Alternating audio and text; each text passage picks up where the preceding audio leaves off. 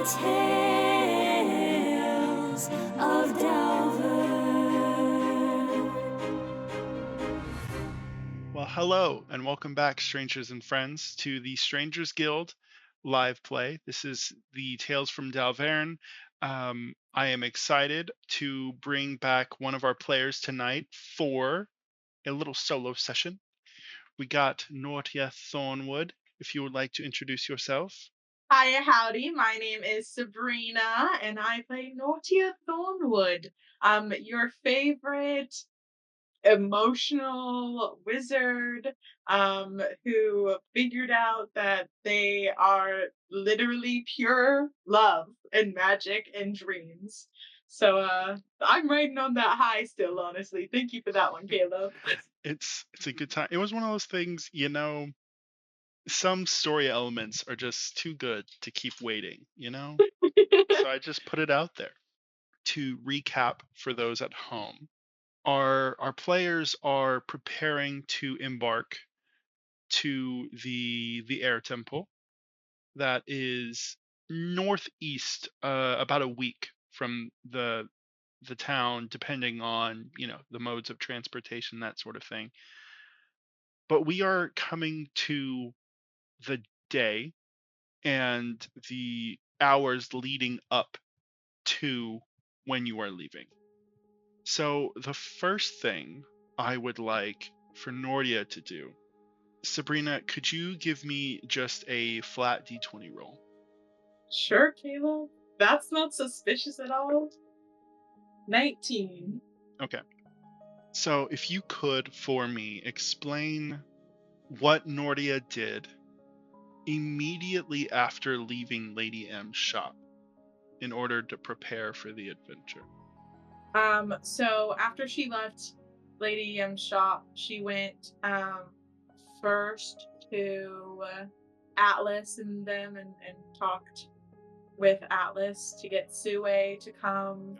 And then she obviously went through and was like, okay, what are some plans? She did that thing with the figurine, and then she went back to her house, and Gunnar, as always, insisted at being at her side. But she wanted to make sure that, one, she knew who she was before she went on this very dangerous quest, and that her dads knew that she loved them. So right now, the last thing we saw with Nortia was her walking arm in arm with Gunnar. I will add too, because this is a role that was resolved in the last group session. Nortia did also notice that Ozzy's shop was closed for the day. A little unfortunate, but sometimes the dice be Dyson. for all the nat 20s that y'all rolled that session. That was one where I was like, okay, gotta humble the party a little bit. We all got a nat 20. It was crazy. Everybody did. Nortia, in this moment, I had you roll the 19. Well, I had you roll. You got a 19 because you've spent a lot of time, right, just chasing stories, going after, all the crazy events that have happened lately. What do you think Nortia is thinking about as you leave the home of your parents, arm in arm with Gunnar? Where is your mind? Nortia feels not that she's lost her sense of inquisitiveness, but she's never felt satisfied with the amount of answers she's had. And though she knows this satisfaction will not last her long with what just happened, she feels some sense of satisfaction and relief in the amount of knowledge she has about herself, which feels really great. Yeehaw, love that. And I think she is thinking about one, oh my gosh, Gunnar went to my parents' house and did not tell me. And also, what is going on with that? So she's both satisfied and relieved, and calm and that like inquisitive sense of her, but also a little like flustered because of all the stuff that's been going on with Gunnar.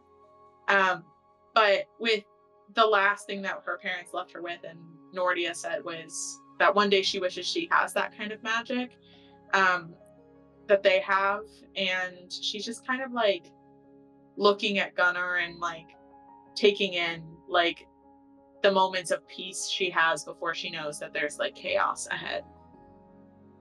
As you think of the chaos that might be coming, you and Gunnar walk, and I think he's the type to let you sit with your thoughts in a time like this.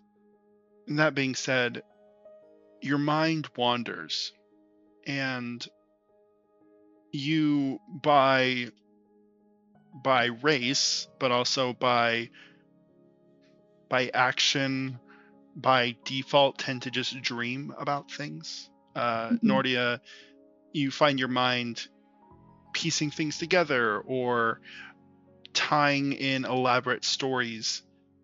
But this time's a little different, as your mind wanders to a memory, a moment that isn't quite yours. Similar to last session, you sit in dark, deep red armor. Your hair reaches about your shoulders. You are polishing a dagger that you are now familiar with.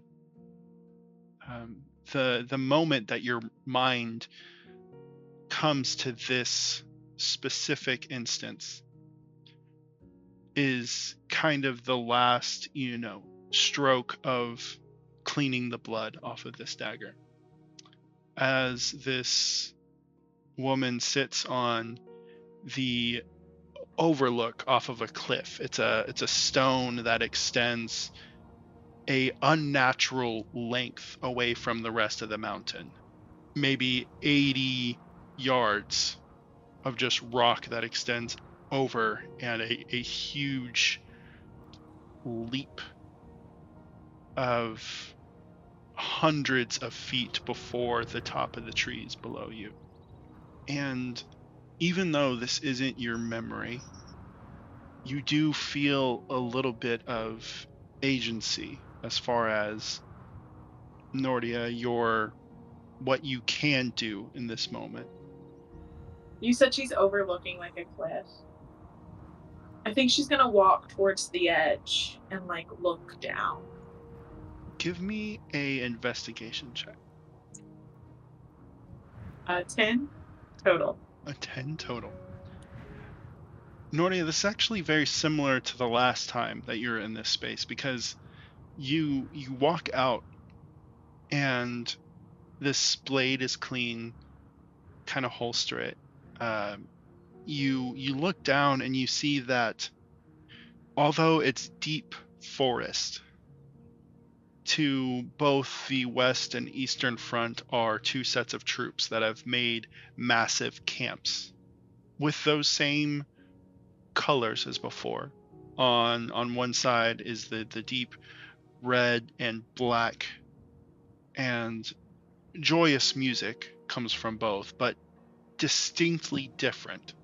The instruments are different. The way that the language flows between the two camps, you can tell this is a long-standing conflict. On the other side is the deep green armor with the golden trims. And on a 10, like, you see the flags, you see the troops, the horses, the slightly different but equivalent technology as far as the boats and the carts and the different makeshift cabins that they've put up in front of this battlefield. And you get the feeling that this is not this person's first time looking out over a place where dreams are about to end. I have a question. So this is cash die, right? I can recognize that this is cash die. Can because Nordia is like experiencing it, right? Can Nordia try to like is it something where it's kind of like how it was with Gunnar, where they were both in there at the same time? Okay, Nordia's going to try to talk to Cash Die. She says, if you are a goddess, why don't you make it stop? Why do they have to die? Dreams require hardship. Dreams push through, in many ways, the constraints of the material plane. However, dreams can only take the lives of men so far. I can't just take dreams away from foolish men. So how do you decide who to help? Men whose dreams I deem righteous or well-intended must ask. The thing with dreams is they can't all be fulfilled. And who's to say who has a good dream or a bad dream other than the ones who wake up the next morning? You see these troops, more men than could ever fit on your island. Sometimes I fight on both sides. I don't choose who brings me into battle. I guess I just thought I wouldn't say a human, but a mere mortal. And I have choice of who I help. I see why you chose to help Gunnar. I see why you would call him worthy. But those people down there, how do you know it's not all senseless? It is not my job to deem what is sense. You've conducted many an interview, to my understanding. I have. How many pointless dreams have you put to paper? I think the difference here is every time somebody has told me one of their dreams, I have not found it ridiculous. I have disagreed with some, but the people that I've met, the people from my world,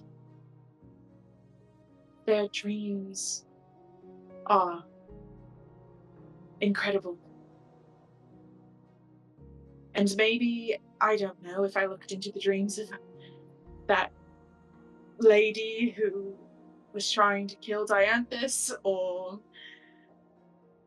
the people who seem to hunt us down, maybe I would disagree, but none of the people that I've written the stories of have been doing what they're doing now. But I guess I'm doing that. And what is your dream, Nortia? I have seen so many people who call it luck or fate, dreams, but everything seems just beyond their reach for no reason. They haven't had the love that I've had. They haven't had the luck that I've had. My dream is to be able to make sure that their dreams come true, that they get shared, that if I put pencil to paper, if I spread copies amongst the masses, that they'll be heard and something beyond us will hear them and make their lives a little better. Many times I wish that such warm dreams were more widely shared. She looks back out over the men and pulls the blade from its scabbard, a giant greatsword, as you realize it's comically big compared to her stature. But there's a moment in the reflection of the blade where you catch a reflection of Gunnar's face.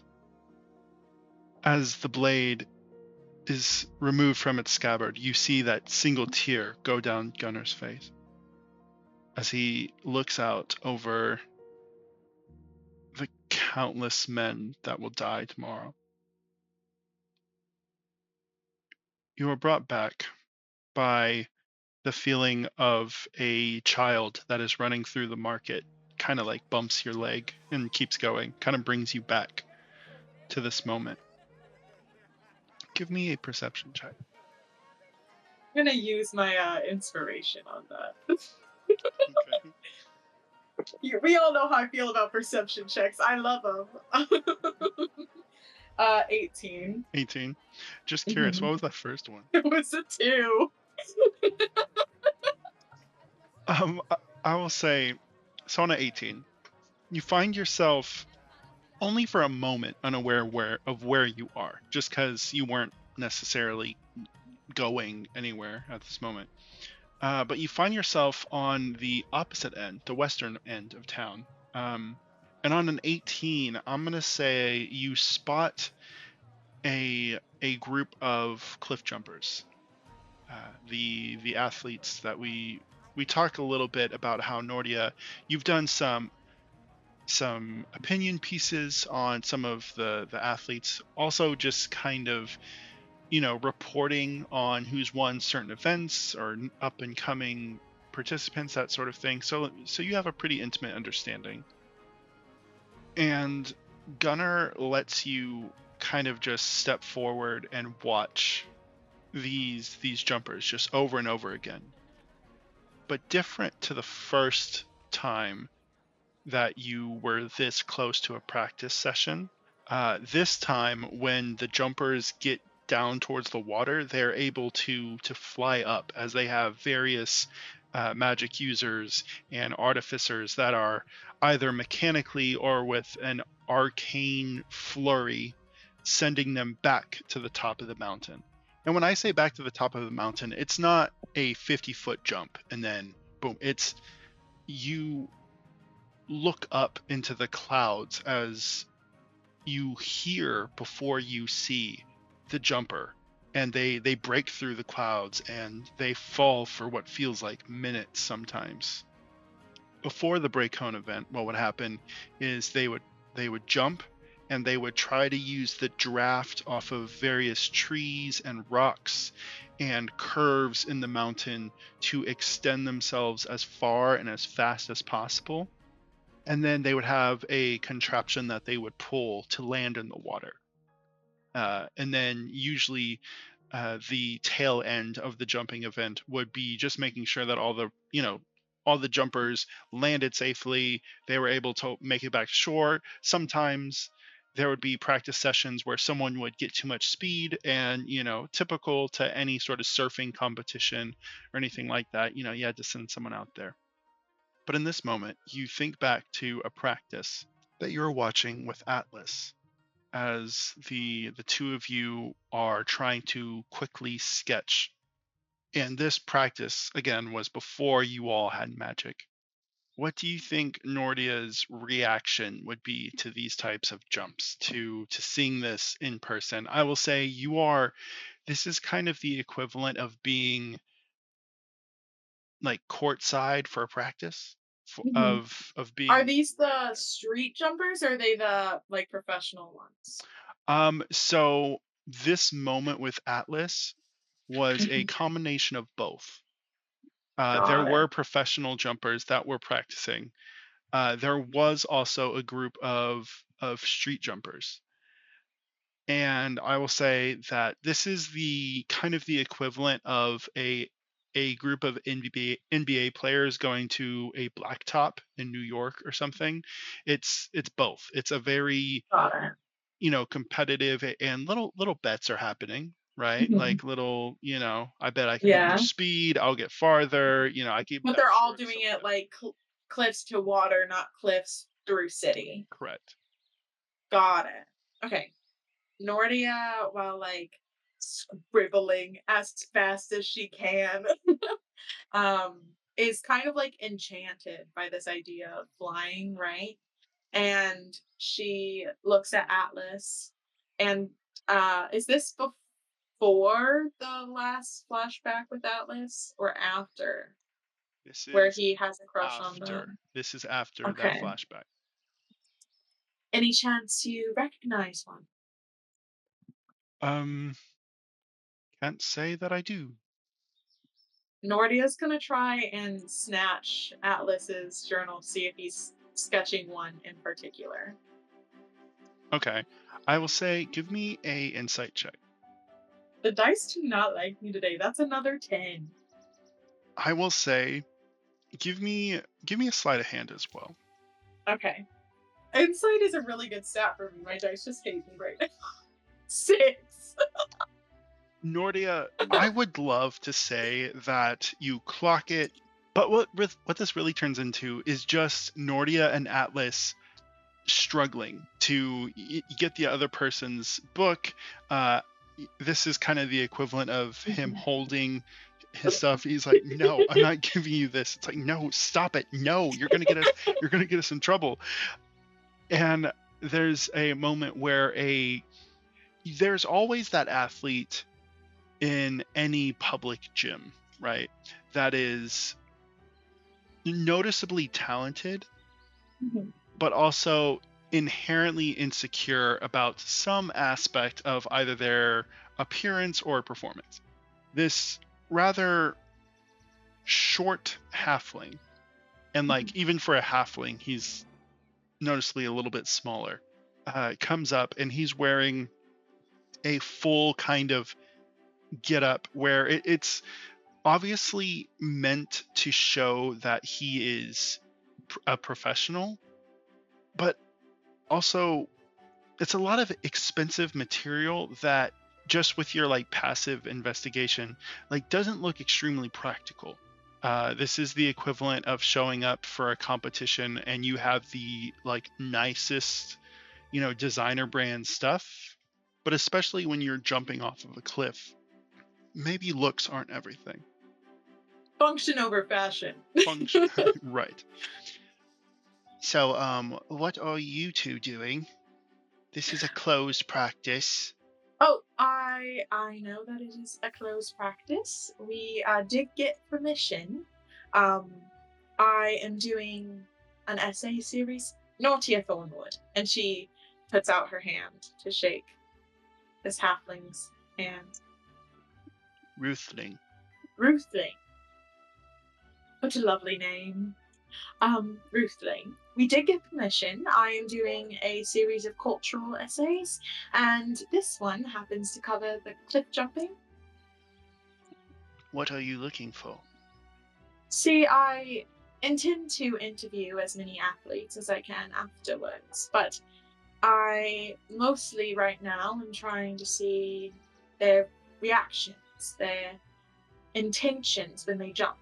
I think it's quite interesting that people are willing to throw themselves off of cliffs, and I want to see why. Well, despite what you might think, it's actually pretty safe if you follow the right steps. It is. Yeah, you're much more likely to run into someone on the street than in the sky. That is true. And Nortia writes that down. Is it okay if I quote you on that, Ruthling? I suppose it is. I will tell you, Thank you. they won't talk to someone who hasn't made the jump themselves. Well, then strap me in. He turns to Alice. He's like, "You sure you fucking with me?" Atlas will vouch that I do not often fuck with anybody besides for Atlas himself. If it takes a jump for me to get my story, then a jump I shall do. He turns to Atlas. Are you gonna jump as well? Is he trying to get interviewed too? Well, Atlas is here as my writing companion today. It is all up to them if they would like to. Bok bok? Oh, sorry. What was that? Bok bok? Mm-hmm. And Nortia kind of does like a little arm flap towards Atlas to call him a chicken. Okay. Give me, let's say, an intimidation check. Okay. One of the least intimate. Oh no, I'm gonna roll my tiny chaos dice. They also hate me. That's a 6. Nortia, because again, this is a memory. We jump to you at the top.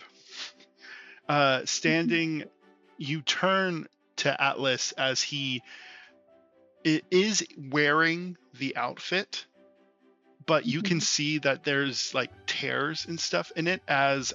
As he was trying to get set up, he got sick. And he was going for the jump and freaked out and kind of bailed and messed up the uniform. So he collected the books and the notes to try to, follow everything. He did give you a little, the typical step by step that they give all the beginners. He, a little green in the face, turns and whispers in the halfling's ear, looks back at you, and he's like, I will, I'll see you at the bottom. Please be safe. I am always so safe, Atlas. What would you ever have to worry about? Oh boy. and you see Atlas with a majority of the group. That you can see that they are kind of making way for your jump, and they get on this pulley system as a Alexodon, massive arms that is pretty much just there to like lug stuff up and down, brings a group of them to the bottom to prepare for the jump. And Nortia, you stand on this platform. You know those old school commercials where it would be the first wheel and it was a slab of stone with just a simple hole in the middle? That is this platform. You look around and you are so high up that it is just clouds, and it is the point right as the clouds break and you can see the open sky as the first stars are starting to appear above you. But it's a massive, probably 200 feet across stone platform. However, in the middle, there's a series of, if you were about 50 feet above this platform and looked down, it would look like a massive chocolate chip cookie. Because there's a bunch of these holes with manhole covers over them. And depending on the event, one or multiple of these covers would be open. There are certain events where you actually have to, and this would be something that Nortia would learn, in watching the events and everything. There's 2 main solo events at this point in the genesis of this event. One is just a simple race where everyone gets their own manhole, and there's a fire or a sound that's let off, and everyone jumps at the same time, and it's about speed, distance, safety, and points are generally racked up in a objective manner.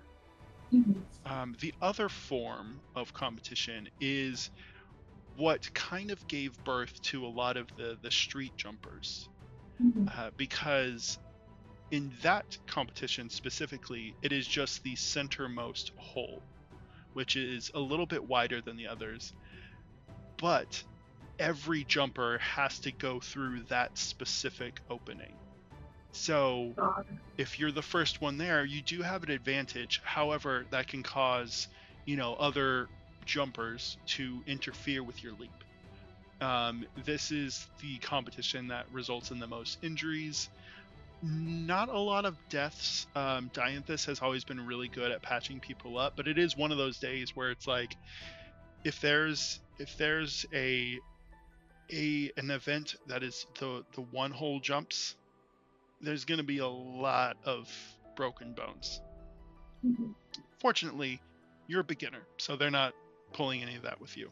They do have that bigger opening open though, because they're going to give you, and this is kind of the equivalent of the green hill. If you've ever been skiing, like, this is the simple jump, because you're just going straight down, following the instructions, opening your suit, and landing in the water. There are 3 other people that are jumping with you. One is the halfling, one is a half-orc, and one is you can't quite tell if he's drow or just a very pale wood elf. It's kind of like a middle between the two. However, it's the 4 of y'all that are jumping, and you see there's a couple bets being made along some of these guys have been probably jumping with each other for a while. Nortia, I will say, is there anything you want to say that you would have said before the jump? Did you say they're all men that are jumping with Nortia? So the halfling is presumably male. Okay. As well as the elf. The half-orc is actually female. Okay, cool. Nortia would look at the half-orc. What's your name? Some call me Granny. Short for Granite. Granny, short for Granite. Boys, I've got a gold on Granite. And then Nortia would jump. Okay. Give me so I'm gonna split this up into 3, right? So the pre-phase of this jump, I want you to give your choice of save. Okay. Because I would like to know, is Nortia like sick to her stomach? Is she just excited? Is she like double think? Like, is she unsure? Like, what's going through your head, right? And that will determine which saving throw to do as you jump. Got it. Nortia, when it comes to trying new things and experiencing them fully, Nortia's really good at that. That is like one of her special skills. And since she's been watching and observing and writing these papers, Nortia's like, I feel like the more that I impress them with like knowing what I'm doing, the more likely I'll get a better story out of it. And so she's like, she's thinking about like every time she saw somebody jump, and every step in phase in that, and like in her head, like flipping through the Rolodex of all the images she was drawing, and really like braining her way through of like, okay, this is what the paper says to do, but this is what I've watched every time, and connecting those 2 dots and like preparing herself to like, that meme where she has like all the math in front of her, like the lady, like it's that Nortia's doing that in her head. In that case, it's going to be an intelligence saving throw, and if you succeed, you're going to get the next roll with advantage. Got it. Well, let's hope it's an intelligence. I have a +7 to intelligence saves. Okay. And I got a 7 on the die, so 14. 14. Interesting. Okay. So just so you know, to be a little transparent with how this is going, your checks are opposed to the other jumpers, which I feel like is fair because Yeah. y'all are all doing the same jump. Nortia, you are the first through.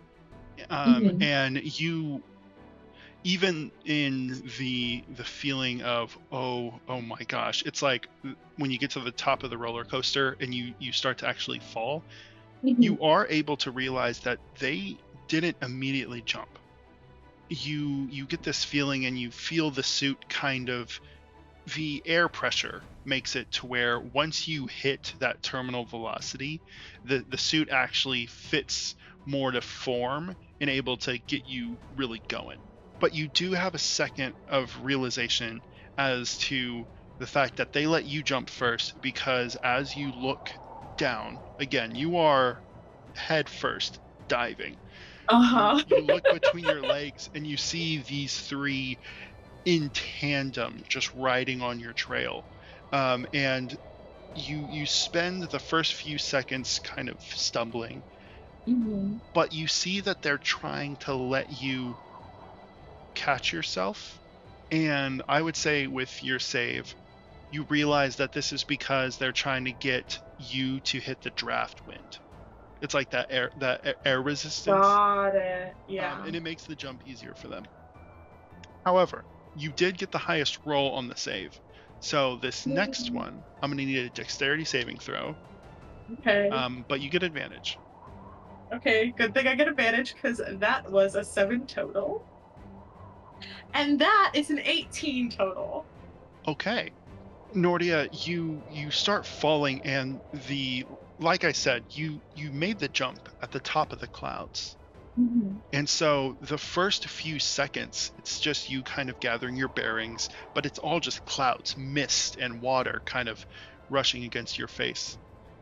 As it breaks, you dodge a little bit as the halfling and elf fall, as you can see that they've started to kind of wrestle with each other midair, which you have seen in competition.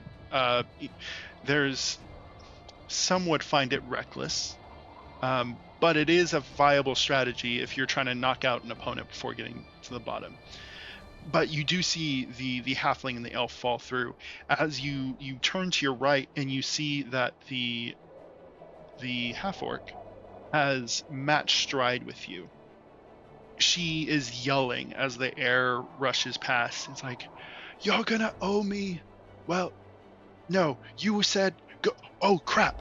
And she like dodges. As you realize she was trying like talk crap, but couldn't like place, because you put a gold on her, so it was a whole thing. But a tree came up, and so you had to split.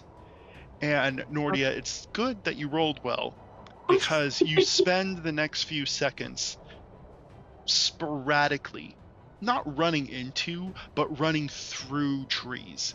As you come out of it a good 100 feet or so with a bunch of leaves in your hair, a stick that is kind of like poking out haphazardly. And you think surely they all got ahead of you, but you see, just as you break through the tree line, the other three, this time tied up, again trying to get behind your draft. Can you give me either an acrobatics or a strength check? Okay, let's do acrobatics. 19. You reach this point in the jump, which you would find familiar, where it goes from the full just straight drop, and you remember on the card it says that this is where you have to come up, because it's not, you don't want to dive straight down, right? And Nortia, normally this would take a feat of strength. You see most of the jumpers will grab both sides and lift up with their shoulders. Nortia, with that acrobatics, you're actually able to, as you break from the tree, kind of corkscrew up. and you Uh-huh. come out with the parallel descent that is going to be necessary for the end of it. You look to your left, however, and you see that the halfling has got a foot caught in the elf's suit. And as he pulls away, you see the material that goes from the wrist to the ankle of the elf completely shatter as he's kind of thrown into a tree. You have seen this before. It's similar to someone getting pushed into the crowd, right? It's if you're running track and you see someone kind of run into the fence, he's fine, but he's out for the rest of this race. It is just you, the halfling, and the half-orc. Give me a dexterity saving throw. 11. You reach a point in your descent, something that I don't know if Nortia would have realized, but in this moment, you realize that in appearance, as you look towards the mountain, the jump looks like a descending ramp that turns into a 45-degree, that turns into a wind tunnel that goes out over the water, but it looks pretty linear, just straight down and out. But at this point, you realize that the mountain actually, as you go down, it corkscrews as if the material was brought out by a screw or a drill. I will say, Nortia, you spend this next, part of the descent diving and figuring out different ways to navigate. And as you come out, you look behind you and you don't hear anyone for a second.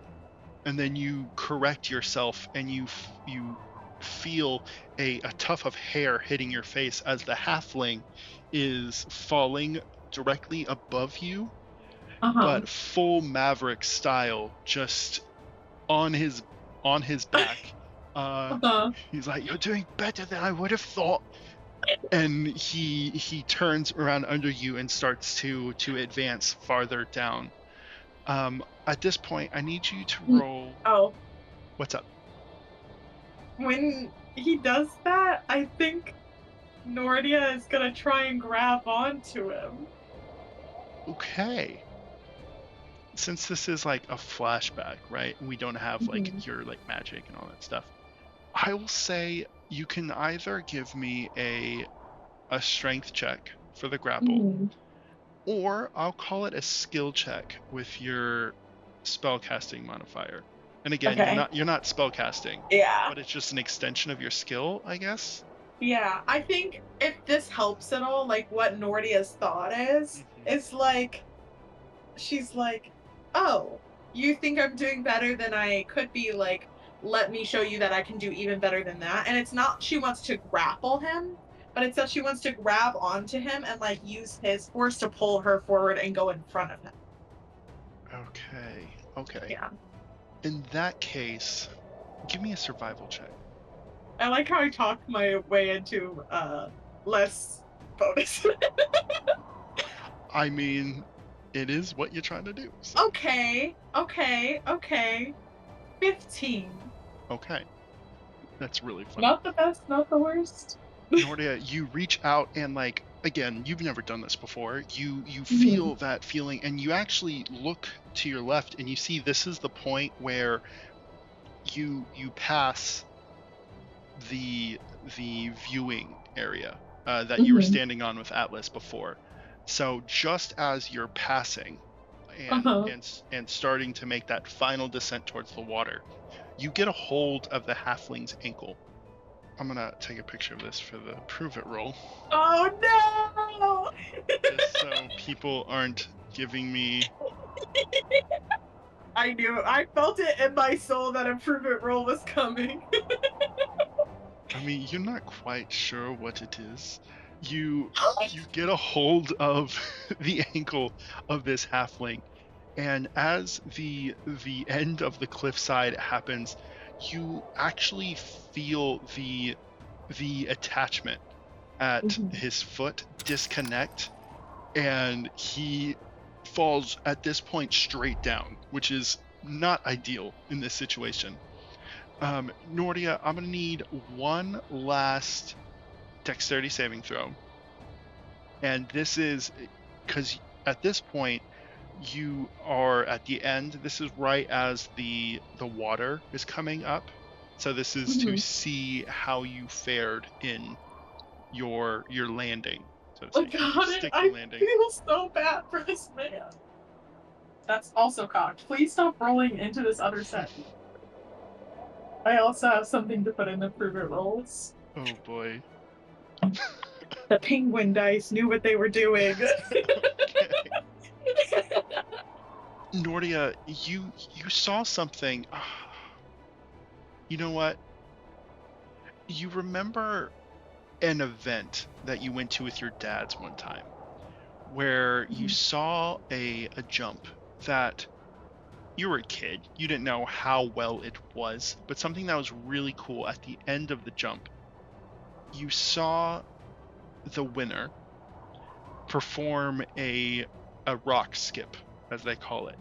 As the water comes, instead of opening the chute compartment that would kind of bring you up and slow you down as you hit the water, Nortia, you get close and you, for a moment, your legs kind of hit the water and you bounce back up. And that movement, that catch, disconnects the leg portion of your suit, and you run for what feels like a mile, right?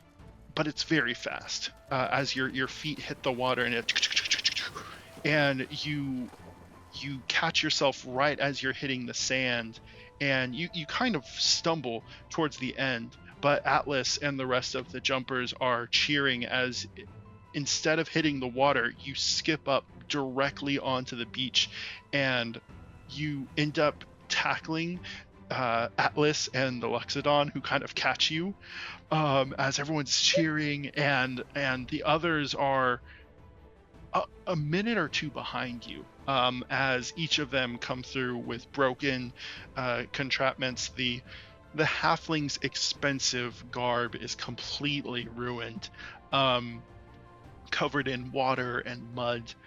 The elf and the half orc are exchanging their bets between each other.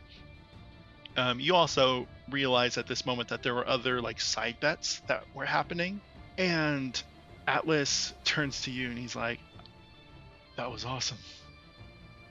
And then Nortia kind of looks a little green in the face. Oh no. But she like chokes it back and she's like, I agree. Give me a Constitution save. 11 plus 2, 13. 13. Which dice do I want to give to your stomach? Nortia, you are composed, and you actually get. Oh, nice. Wait. We have the same one. Nice. Nice. And you get the contraption off, and you're feeling good. And it's just as there's like it's mostly leather, but there's a piece that kind of covers your neck and chest for because of like debris and stuff. And as you're getting it off, you feel it just completely as you're like, Atlas is able in like a swift motion to pull it off as you go, and I won't go into detail for our squeamish peeps in the comments. You take a minute, and it's you get 50 gold, as a lot of bets were placed against you, mostly 1 or 2 gold bets, but probably better than the gold. You hear a scuffle as you turn around, and Atlas's glasses are a little askew as he's holding something in his hand, and the halfling's like, "Oi, give it back, give it back." He's like, "No, it was a bet's a bet. You would have taken everything that I put on the line. Are you gonna go back on a bet?" He's like, "Fine." And he walks off as Atlas hands you the necklace that we talked about. This I love it. was what was wagered on his end. Well, Why are you giving it to me? You're the one who placed the bet. Oh, my bet was in gold. I placed that under your name. Oh, So, under my name. mhm. Hmm. So it was your Yes. bet. So it was. Got it. I did bet on somebody else, so at least somebody was betting on me, huh? Oh, that does remind me. You do owe that one, and he points out just a kind of scrawny tiefling. He's wearing these very small bifocals. That one, I think you said it was a gold Yeah, a gold on granite. granite. Granite. Her name. Granny. Okay. You Yeah. see at this point, part of the jump, like as you're getting all set up and stuff, it kind of hunches you over, right? Because the Mhm. suit's not like obviously you don't want to be jumping off like full like Yeah. cartwheel. But this is the first time you see Granny actually stand up, and she's easily 6'5", like really tall, surprisingly lanky, and she looks to you, and you can tell like in the sky she was very confident, but the moment Mhm. she's like on the ground it's very fallen stare, like very shy. Thanks for betting on me. Of course. You did quite well. I truly just have beginner's luck in everything I do, so don't take it harshly. Well, you do owe him 10 gold, by the way. Yeah, it's okay. I'll go give it to him, but I got 50 for my jump, and I don't plan on jumping again. And it's going to cost 10 to give to him. So, how about I give 25 for you? That leaves 15 for me. And instead of a win, you give me a story? Give me, I'll say with advantage, but give me a persuasion check. I feel like that's a pretty good. Wait, you said with advantage? Mhm. Okay. You are paying her, so I feel like that's I am upset. I got another nat 20. The feed I had in my head from the actually, I take it six. back. No, I was kidding. No advantage for you, bitch. Actually, no advantage ever again. Yeah, don't give me advantage. I will say, it takes a while. Roofling is kind of in your ear, trying to like kind of pull you away from it, but you do get a pretty good story from Granny. And as you come back to the cliff at the current time, you do remember that it is one of the more popular pieces of work that you did, because covering the sport is exciting, Mhm. but it also got way more people than had ever been into it before. I will say, with the combination of the nat 20 on the descent and the nat 20 for the interview, I'm going to say that roles dealing with jumpers from here on out are going to be with advantage. You're going to have to remember that though, because I'm writing it down and I'm gonna put it in my character sheet. there we go. Roll stealing with jumpers are with advantage. Yeah. No, here's the thing, Caleb. We all know that. I got two nat 20s now. The session that really counts when everybody's gonna be fighting next Yep. time, I'm gonna roll like shit. See, this is why. This is why I'm fine with giving big things in the smaller moments, because the dice always win, you know? That being said, you come back to this moment on the cliffside. Gunnar is kind of standing behind you. Are you good? Nortia kind of catches her breath for a second. She thinks about the necklace and how like small of a chance she had of getting it. And she thinks about how it might not be saving Emrys right now, but it's helping and it's turning the fate, the luck in someone's favor who has not had it before. And she smiles at Gunnar and she says, I am making my dream come true. And that's where we're going to take the break.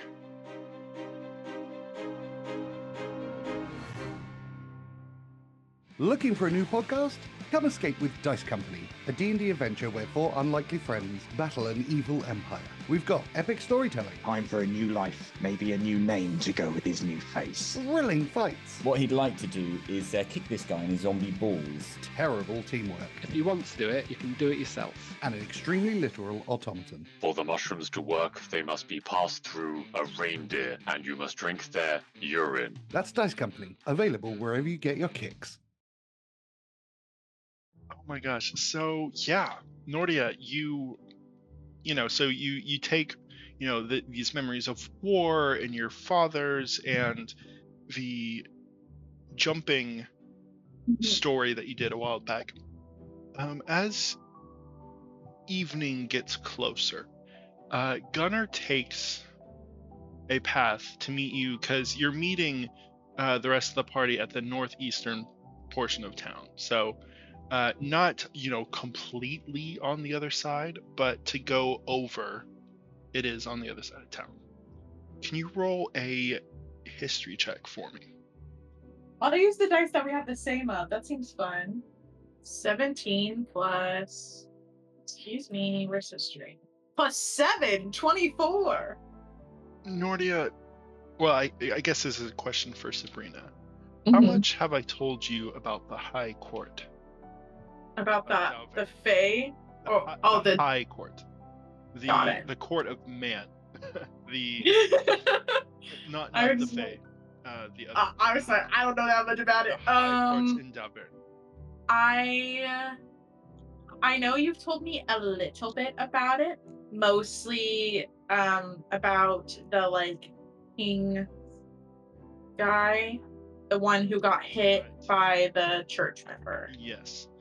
So this is going to be a little bit of a lore dump, so stick with me. Nortia, with that roll, you and Gunnar are actually able to maneuver through a part of town that you're not technically supposed to be at. I will say the roll, but also your history. You remember a story where this was one of the few times, Nortia, that you needed to wear a disguise that not even just was different than your normal appearance, but you wouldn't be recognizable. You are standing, and again, this is in the flashback, not in the moment with Gunnar, but you're standing on the street on a pristine white marble street that is only besmirched, meaning that the only thing on the street are a series of carriages that go from each of these large mansion type houses. The houses themselves don't all follow the same architectural standard, but they are all meant to show wealth. The high courts of D'aowVern lie at the northern point, and even though they are connected to the city, culturally they are separate, because as each Bracone event happens, different religions and creeds and races and all sorts of different backgrounds of characters with different faiths and governments and all these sorts of things end up in D'aowVern. And every time that happens, there's a king or a general or a queen or a lord or a duke or a duchess that feels the inability to let go of the power that they held before their people were brought here. And that is what the high courts contain. Because even with these pristine streets, it's a little eerie. Each of the horse-drawn carriages do not have a driver. It is just the horse. But each carriage is set on a track. The entire length of the street up here is roughly a mile. You can kind of see the end from either end. Members of the High Court never step foot on the streets. So as Nortia, you remember a story where you're tracking down. You can't remember exactly what it was. Some espionage, some high court relationship. It was some sort of gossip piece that you were working on. It was towards the beginning of your time as a accomplished writer, we'll say.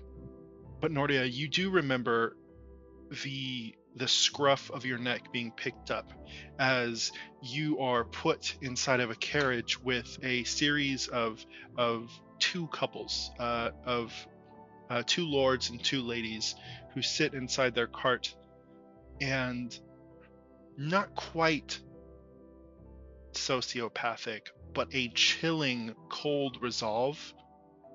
It's not even that they demand to know who you are or what you're doing there. They just sit and let you sit in your silence as these four people stare at you as the carriage just silently goes in a circle around the street.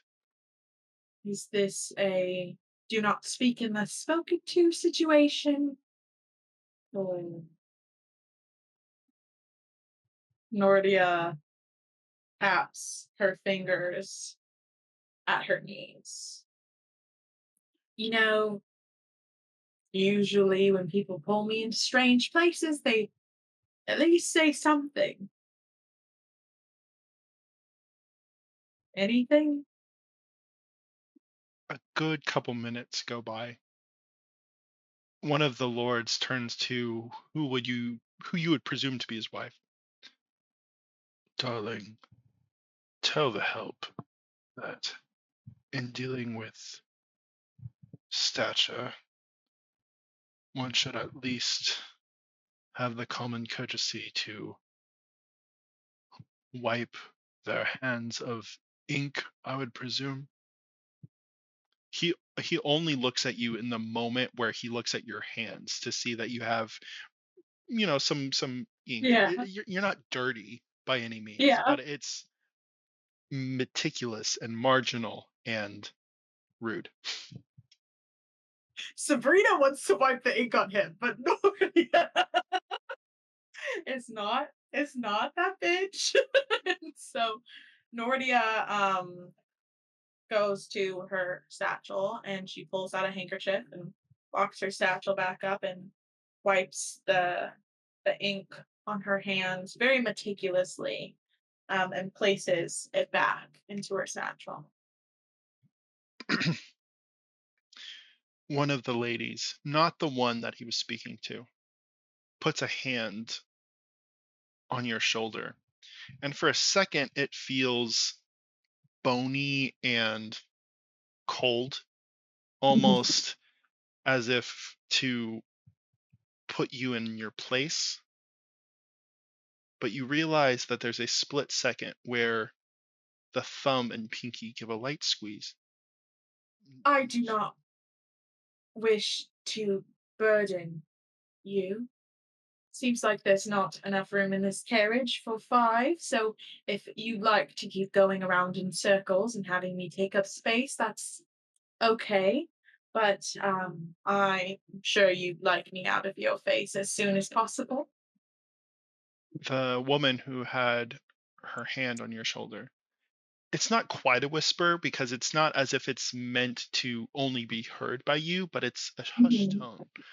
She's like, if you're going to go back onto the streets in your condition, you must look presentable, as she starts to stitch what you can presume to be a rip in the shoulder of your clothes, and she's giving a very begrudging attitude as she does this. My, what are they up to down there? Down where? In the city, What did they send you up for this time? I believe that you probably have a better guess than I do. Lions don't concern themselves with rats, darling. You think me a rat? I presume at least a mouse. The needle kind of like pokes your shoulder. as she finishes up the stitch, but is very frustrated about it. Underneath her breath, Nortia whispers, "Mice are far better at accuracy than lions," when she like pins her and goes back up. Nortia, you kind of quickly, and you remember feeling, well, however you were feeling about it, but you remember just like the shock of your reaction to this as they let you back out onto the street, and you realize that even though the street itself is white and devoid of any imperfection, the sides of the street, either side as the carriage gets there and turns, is a little ravine, a ditch, where all of the excrement and the shavings and everything that falls from the carriage and the horses is pushed. And you remember writing an article about the uncharacteristically gross hygiene of the high courts. It got you a lot of backlash, but also helped a lot of people kind of trust that your writing style couldn't be bought, because most of the articles dealing with the high courts talk about the dances and the balls and the geopolitical environment, but no one had ever discussed the contrast in the presentation and the practicality of how they conducted themselves. Yet they call me a rat. I'll say, just for like color purposes, you say this kind of out loud as you and Gunnar walk down the street. The horses are not doing their rotations anymore, as you realize the streets are actually cleaner than the last time you were here. And before I completely move off of that memory, could you give me a perception check? Yeah. I'm wondering when my... Yeah, no, it was right there. 12. I would say, Nortia, it took you about a day of just, you wrote the article, you submitted it, everyone, not everyone, but most of your peers loved it. But something stood out and bugged you about that interaction. There were just moments that didn't line up, and it was probably a day or two before you were doing, maybe ironing out your shirt or something, and you feel the material and you realize that the stitching is, for someone of nobility, remarkably crude. And I'll say on a 12, it took a little bit of kind of like pulling it apart and stuff, but you realize that the woman that was berating you had stitched a handkerchief with a note. As Nortia, you jump forward in time to a masked party that you were able to sneak into with the note that was hemmed into your shirt. Give me a performance check. Lady M, I need your help. Okay, that's not awful. 15. 14 plus 1. Nortia, the note was very tightly folded, but you were able to make out a interesting, vibrant, but simple enough outfit that you were able to do yourself. Everyone at this party was wearing masks, which was also detailed in the note. And you get the feeling that you may not have been the intended recipient of this note, but it is an invitation, and it does get you into the party. And with a 15, Nortia, you go the entire night, for the most part, without, being noticed or clocked as out of place. I will say is there anything specific you would like to glean from this party of nobles? With the whole interaction that happened, Nortia's kind of searching the room for anybody who seems like a lion, like proud and stride, but like creeping on prey. Give me a investigation check. These are my investigate dice, and they don't like me right now. Investigation is +5 though, so 8 + 5 is 13. Okay. I'll say, Nortia, it takes you most of the evening to kind of figure out the lions from the sheep from the rats, right? And not that I personally believe this, but like in the setting, right? The rats are the servers, the the people cleaning up after. Sometimes they are the ones collecting coats. Many of these high rankers are nobles in title, but you notice that like a lot of them can't hold themselves in a conversation, or they're actually loud to cover up how insecure that they are. There's a handful that throughout the evening, there's a general.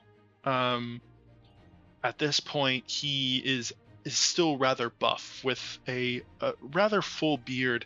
You can tell that his hair is starting to thin, but it doesn't really bother him as much as you recognize General Ogden. He looks quite a bit different now than he did, at this party specifically. But he's one of the only men that, as he tells his war stories, people are actually engaged with the story. You managed to catch the woman who was doing your stitching, but every time you saw her, she would disappear into another portion of the room, and Nortia, you would get discombobulated and couldn't figure out where she was, and so you didn't really get a hold of her. At one point, the music starts up, and a rather strong gentleman with a groomed but short beard with light specks of gray, black slicked back hair, wearing the most simple mask at this party, as he, in a swift motion as you gather throughout the evening, I'll say your performance kind of picked you up to this, is certain dances you ask to dance with a partner, and then some, once the music starts, people kind of just grab and go, and it's a flurry of motion. And it took you a dance or two to watch it or to try out and get your foot stepped on a couple times, but towards the end of the evening, you're able to actually still kind of peruse around the room while this dance is happening, but you do feel a stern, and not in a way that feels as if he's trying to intimidate you, but this man holds you in a way that is warning. And he is probably the only one to give you a respected eye contact for the entire evening. As you gather that the men of the Court of Lords don't really make that many decisions. The economic, the shipping, the fishing, the rules on sporting events and gambling and trade and just about everything that you would realistically run a city or an empire with is in hushed tones delivered by what come off as snide remarks by the Den of Ladies, which are the lions of the group. The ones who, there's 4 of them who you don't catch their names this evening, but there's these 4 women who vary in age and race, but they are never closer to one than the other two in the room. Even though the dance and the movement and the socializing and the different activities have people shuffling around, for the entire evening, the four of them are rotating and switching positions, and you can tell that this is kind of the pillar of D'aowVern, the rudder that steers it, for good or for bad. But towards the end of the night, you feel a hand on your shoulder, cold, hard, and then the same pressure with the thumb and the pinky as before. Do you find anything interesting, Rat? Nortia puts her hand on the hand that rests on her shoulder, and turns her head to whisper to her. I think I prefer mouse to rat, but I see who is really running the show now. Is that what you wished me to see? You and your ladies. There's a moment there's a lot of sound happening in the room, Mm-hmm. but your space in the floor is quiet as this woman measures you up. Tell the members of your church that if they don't stop messing with the den, we're gonna have to send people down. And they won't like that, Dinah. I do not share my information with the church. I share it with the people. Would you like them all to know that? You're not with the church. I'm not one of them. Have you made a mistake? She reaches for your mask. Nortia puts her hand and gently presses on her mask to try and keep it from moving from her face. Give me a strength check. It's cuffing season. 14 plus 1 is 15. This woman, in a very impossible speed, pulls the mask from your face. You are the one from the carriage. I am. But you're not who you're supposed to be. Don't often get told that. It's not very kind. Who did you want in my place? I was told to expect a bishop. Bishop. Do you have a name for that bishop? I would say, because she's already said it, and Sabrina might have missed it. She called you Dinah earlier. Oh, she called me Dinah. Yeah. I thought she was telling me to give the message to Dinah. No. She thought I was Dinah. That she thought you were Dinah. Dinah. And you're not supposed to be here. I will say she rolled a nat 20. So, Nortia, I'm going to say what happens is up to this point in the evening, you were, up to this point in the evening, you were able to get away with stuff. Uh-huh. You were kind of ducking and dodging the people that you thought you should avoid. What were you going to say, though, before? To try and keep her from kicking me out of the party, Nortia is going to say, would you rather my piece be about you or the church? Do you know my name? I do not need to know your name. Good. Gods, as men come out. And Nortia, you remember that up to this point you were doing pretty good. But again, this is one of your earlier stories. Yeah. So you remember this, Nortia, as one of those times where maybe you overplayed your hand. Yeah. You were able to get out of there. You booked it. You had more of an understanding about how the courts work.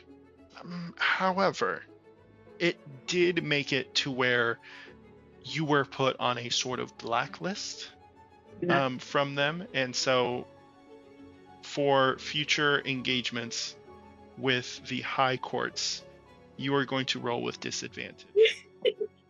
You win some, you lose some. The game. Future interactions with the court, I roll with disadvantage. Damn it. However, if you want to give me one last investigation check. Yeah. I'm suspicious of that man's. Okay, 15 plus 5 is a dirty 20. Dirty 20. I will say, for the purposes of this being a non-linear event, and we're skipping most of the party, you were able to find him before this interaction with the woman. And he has what you presume to be a quill of some kind, but it's metal and small, and he kind of breaks a piece off, and he makes a mark across his hand to kind of show that it's ink. Mm-hmm. And then he takes the two pieces and he puts them in your hand. I found these in a different time. They're not very useful to me, however. And you seem to be nipping at the heels of jungle cats. Good luck. May I have your name? You don't recognize me. Not behind that mask. Give me either religion or history check. I'm gonna go with history. Wait. Oh, both are a 7. Let's do history, and it's a 17. Without taking off his mask, in that moment, but just in that moment, he disappeared. And you thought you weren't going to get an answer. But at the end of the evening, as you were chased out, Nortia, you were able to double back. And as you see all of these older lords and ladies, some of them are younger, but for the most part, they're older adults. You don't think you're going to see him exit, but when you do, you see the man in the white mask. And he takes off the mask, lets his black hair kind of hang in his face, and in a show of strength but also control, he breaks the mask and it crumbles into a powder. He throws it into the bush that is next to him, and in a swift motion raises his hair as he puts the crown back on his head as the Tender King exits the party. He doesn't see you, and at that point you have to leave, because we're going to say, Nortia, that this is the result of the guards chasing you out. But you do realize that he is the one who gave you the Illuminator's tattoo, and he did give you 2 needles. And I will say, for the sake of character and flavor, who do you think Nortia would entrust the second needle to? At this time, this is before her writing got popular too, so she wouldn't even know Atlas yet. Would she? I would say you would know Atlas. This is after the story where you became not just a writer, but also an esteemed reporter. So you would know Atlas. Got it. Nortia. Nortia would give it to Atlas. Okay.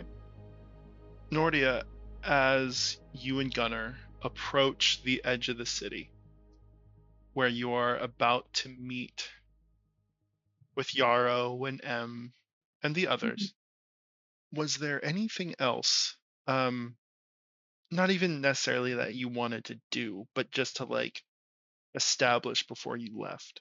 Left on the journey? Yes. Nortia, while walking, knowing that Gunnar is the person who knows the most about who she is, not necessarily personality, all that kind of stuff, but Kalishtar and being there for the conversation with your dads and all that kind of stuff. I'm so sorry, Lady M. Nortia would tell Gunnar what she knew about Lady M. She would want Gunnar to know. Is there something specific? You know what? Nortia doesn't know that people have been listening in on her mind links. No. So Nortia's gonna mind link with Gunnar Uh-huh. while they're walking, and she says, I do not wish for this to have your opinion changed about Lady M. And I do not think she has malicious intent in doing so, and I do not wish for your guard to be up around her, and I do not think that she would hurt me in any way. Or anyone here. And you're the person who has known things that I cannot explain. Have you ever met a Fae before, Gunnar? I have. You don't seem too happy about that. What are you saying?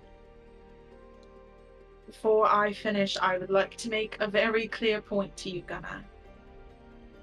We do not judge somebody on what they are. You judge them on their sins. You judge them on what they want to do, not what they've done. Gunnar, I have reason to believe that Lady M is a Fae, and while I do not know what variety of importance she holds, I do believe that she is important to the Fae. And while I do trust her to tell us in her own time, I can't keep information from you or from Yarrow. I can't hide things from the people that I... Does she know that you know? I do not think so. Good. Gunnar. You have not seen what I have seen. But I've seen Lady M. Gunnar. We shall see what the apothecary shows us. Nortia is gonna step closer to Gunnar and put a hand on his cheek and look up at him. And say this out loud, not through mind link. She may be what she is. But more importantly, Gunnar, she is my friend. And I'd like to believe that if I carried the lineage that she did, and not the mirror of your goddess, that you would be able to see me as what I am, and not the face that I hold. Please, Gunnar. And she is looking at him so pleadingly. Please, do the same for her. Give me a persuasion check, but I need you to do this with disadvantage. Oh no! Okay, well, that was not good. And that one, it would have been a dirty 20 if it was advantage, but it's disadvantage. So it's a 7. I also need you to give me a perception check. Okay. Is this with disadvantage or? No, this is separate. Just flat. Okay. Perception +2, 17. Gunnar appears to drop what it is on the first roll. He smiles, which seems comforting for a moment, but a bit of an overcorrection. On your perception check, however, you realize that you and Gunnar have walked through the city and are very close to your meeting spot with the others. And you hear on a path that is below you a wagon with the familiar sounds of Anya and Gonkui and a couple of the other members of just random party members throughout the city. However, the perception check wasn't for that, because you are a bit closer. Like, the path winds up the hill, and you are a bit closer to Yarrow. As you see your friend, the purple tiefling, in the clearing that y'all are supposed to meet each other, surrounded by 8 members enshrouded in all black with masks that are made out of stars, as you and Gunnar are standing in wait. You realize, Nortia, that your notebook that has the page that you and Atlas used to communicate with each other, with the needle that we discussed in the session, as you see ferocious markings as Atlas is trying to warn you that Yarrow has been made. And that is where we're going to end tonight's session. Ah!